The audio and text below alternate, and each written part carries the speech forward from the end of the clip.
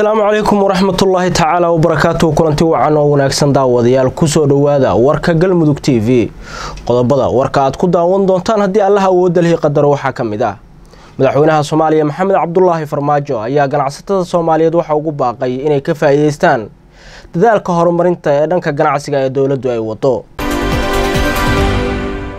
madaxweyne Farmaajo ayaa la filayaa in booqasho uu ku tago magaalada Asmara ee dalka Eritrea. howlgal gaar ah oo ay qaadeen booliiska Koonfur Galbeed ayaa waxa ay ku dileen laba horjooge oo ka tirsan xarakada Al-Shabaab.